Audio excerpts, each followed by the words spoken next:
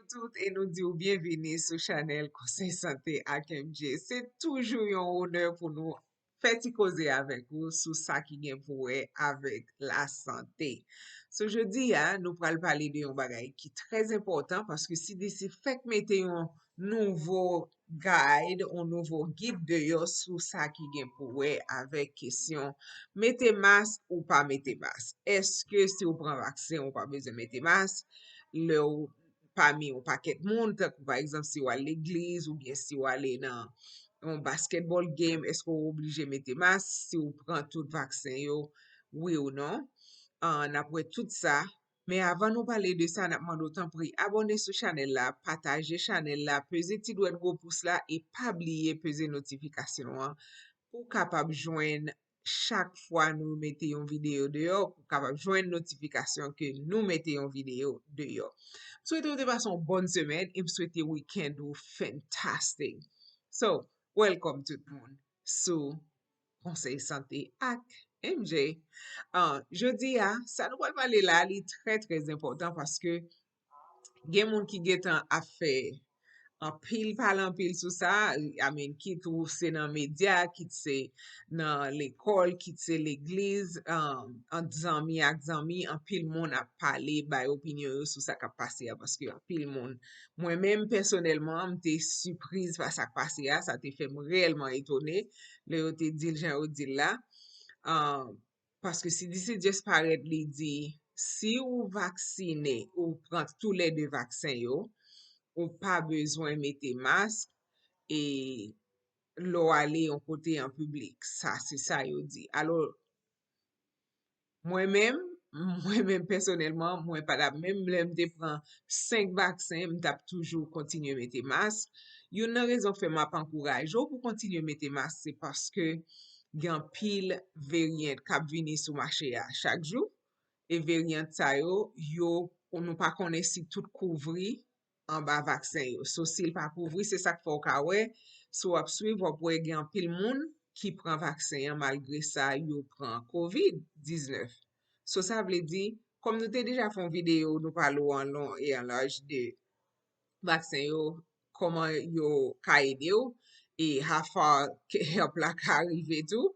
So, ou déjà connaît que gon niveau que le ka arrive, kon sa tout, li pa 100% parce que pas gagné qui 100%. So, nous toujours connaît que gon ti risque qui rete qui ka fait que nous pas et couvrir 100% gens que nous ta vle nous couvrir. So, mes amis mio, si d'ici d'après ça, si d'ici dit comme ça que si on moun li prend tout vaccin yo, par exemple, m'kon al marché le matin, toujours gon bagay qui, malgré mal marché, m'gon bagay qui couvri nem, parce que m'ba vle respirer. Parce que tout le monde a couru, a respirer, ha, ha, ha, you know, ha, puff, puff, puff. Ou wan, so m'ba vle respirer an yo, meton bagay couvri nem, m'konnen mwen swim la dan, but you know what? It is what it is. So, m'oblige prend précaution comme ça. But si d'ici dit, si ou pral marcher, si ou pral courir, si ou pral hike ou bien ou pral courir bicyclette ou bien ou pral marcher ensemble avec famille, amis, ou bien si ou pral aller tout un côté que par exemple un côté qui pas grand pile monde, par exemple on office docteur côté que salle d'attente là pas un paquet monde là-dedans, si ou pral rencontrer avec groupe famille, amis et ou pas obligé mettre masque. Si tout pral rencontrer avec moun takou, par exemple nous t'a dit n'a sorti nous pral manger ensemble, li dit ou pas besoin mettre masque. Si ou aller dans un restaurant avec amis, surtout ou pral manger dehors, par dans dehors avec un groupe d'amis qui sorti dans plusieurs cas différents, depuis tout le monde vacciné, depuis tout le monde qui dans groupe la vacciné, nous pas prend vaccin, nous pas besoin de mettre masque. Mais le problème c'est que l'on pas mettre masque là,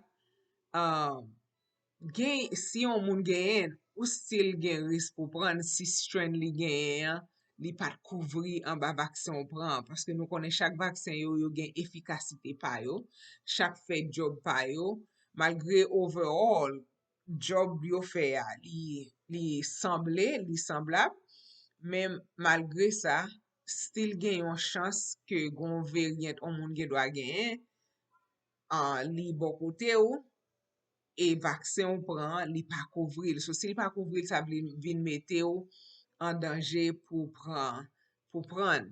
So, se sa k fe mwen men, m stil ankouraje moun pou kontinye mette mas, paske m pa panse ke, paske gan pil an skepticism ki gen konya la, an pil nan nou, Haitien, blan, Ameriken noa sütou, nou konen majorite la dan yo pa pran vaksen, yo pa santi yo konfortab pou yo pran. Amen, vaksen se pon bagay nou volye, tout ti moun nou genyen nou bay yo vaksen, men politik ki te gen beaucoup de vaksen, se sa fe vaksen vin jan liye ya, bot li pa ta suppose kon sa. Men kanmen, desisyon pou pran vaksen ou pa, sa se yon bagay pou ou même ou pran desisyon sa. Se pon bagay ou moun ka pran pou kompran, men ou bezwen pran desisyon sa. Alors, gen mte renkontre avèk de to a moun ki vin l'eglize ki pense ke si mpa bezwen mette mask ankon. Men sa si pou si ou prale indoor. Par exemple, si ou prale nan yon salon, pral fè tetou, pral fè babou, pral fè cheve ou, pral fè zon ou dwe, même le ou te pran vaksen, ou dwe mette mask.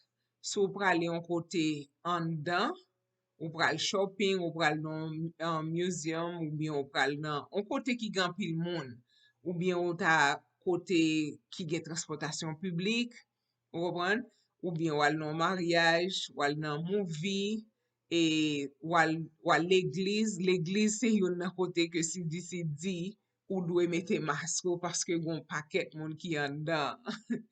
So, da souwete ke tout moun kompran sa. L'eglize pa, exemple nan pa mette mask la. Alors, si l'eglize la, paske chak institisyon yo ka chwazi, sa yo vle fe, jan yo vle fel. Men si l'eglize a chwazi pou di ke kretien yo pa bezwen mette mask, nou, ok, sa son bagay diferan.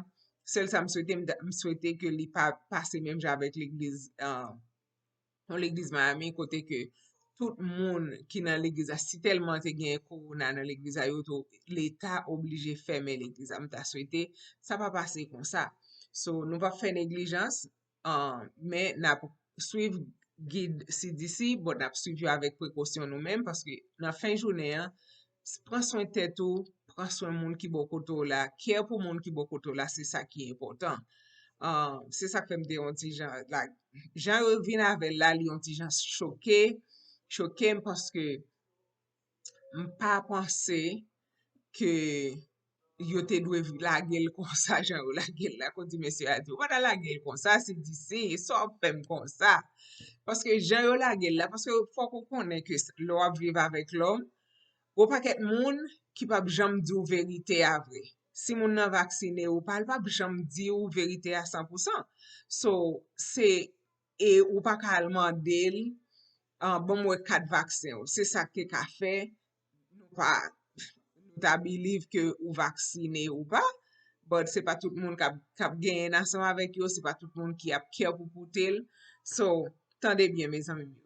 Mem si ou pran tout vaksin yo, si ou prale, on kote yon dan, tak ou prale l'eglize, ou prale gade un movie, ou prale sou ap chante nan koral, ou bien nan groupe chantant, si disi stil mande pou mette mask, paske yo konen, e sa se yon bagay, malgre ke ou gen vaksin, men pou ede proteje yo, li stil mande pou mette mask, si wap chante nan koral, ou bien nan yon groupe, ou bien, si wap manje, si wap vle ale nan restoran, li rekomande ke ou ta manje deyo, wap wè tou pi fò restoran yo konya, e yo fè tout efò ke yo ka fè, pou yo mette espas deyo, lontan yo te mette espas deyo pou moun ki kon fume, men konya yo mette espas deyo, paske se la anpil moun konfortab. Mwen men personelman, si mal nan restoran, m pa pral chita an dan, men m pral chita deyo,